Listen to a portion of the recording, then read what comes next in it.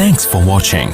Don't forget to like, comment, share and subscribe to Mufti Tariq Masood, famous scholar. قرآن کی تلاوت کیسے کریں؟ عدنان صاحب گجرات سے پوچھتے ہیں قرآن مجید کی تلاوت تیز رفتار میں کی جائے یا دھیمی رفتار میں؟ اگر تیز رفتار میں کی جائے تو کم وقت میں زیادہ تلاوت ہو جاتی ہے، نیز آواز تیز ہو یا کم ہو۔ عدنان بھائی، خواتین اگر تلاوت کریں تو ان کو تو دھیمی آواز سے کرنی چاہیے، اونچی آواز سے نہیں کرنی چاہیے۔ مرد اگر تلاوت کرے تو اونچی آواز سے تلاوت کرنی چاہیے، اتنی اونچی نہ ہو کہ لوگ ڈسٹرب ہونا شروع ہو جائیں، گھر کے افراد پریشان ہوں۔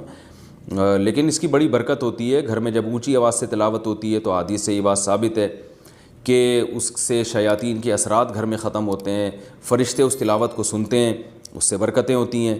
اور ویسے بھی ہمیں یاد ہے ہمارے والد صاحب جب شام کو آیا کرتے تھے گھر میں ڈیوٹی سے، تو نہا دھو کے بیٹھ کے تلاوت کرتے تھے اونچی آواز سے، تو گھر میں ایک بڑی برکت سی محسوس ہوتی تھی۔ ان کے انتقال کے بعد وہ تلاوت کی آواز ہمیں نہیں آتی تھی، ایک کمی محسوس ہوتی تھی۔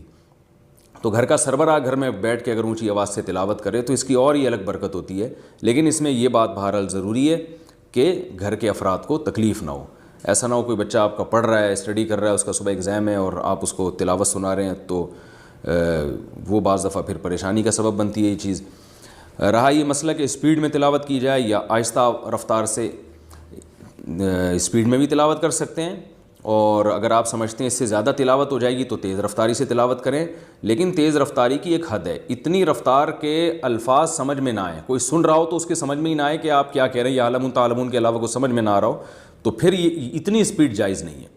تو رفتار میں بھی تلاوت کی جا سکتی ہے، بلکہ کرنی چاہیے تاکہ زیادہ سے زیادہ تلاوت ہو سکے، اور اس رفتار میں تجوید کے قواعد کا خیال کرنا چاہیے۔